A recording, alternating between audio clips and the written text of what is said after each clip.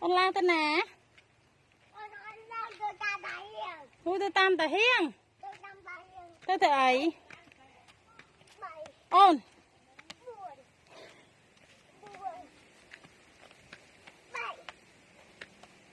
ăn muối gì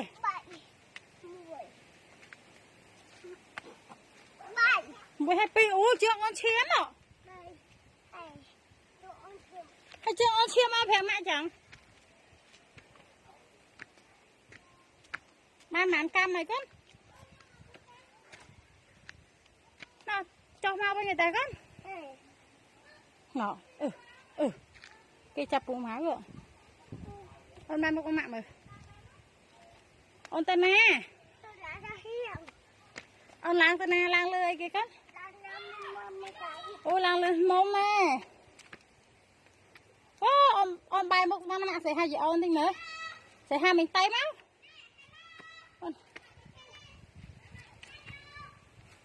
hello đã kêu sao nó mới cất hello mở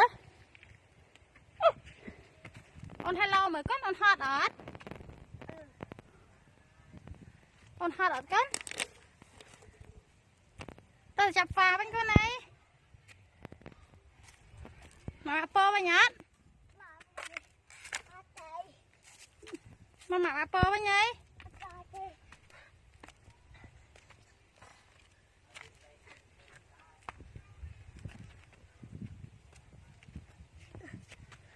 chưa on chia mày khơi nhạt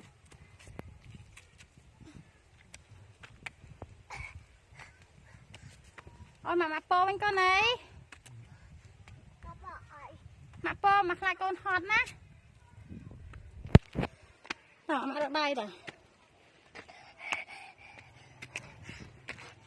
mà po bên con này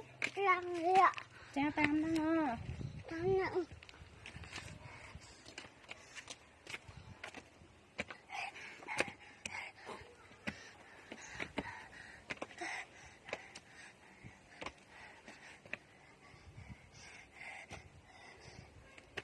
ông cùi sao nát con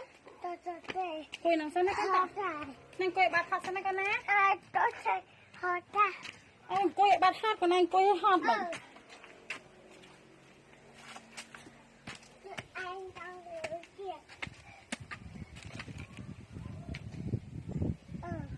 cái tay ai nè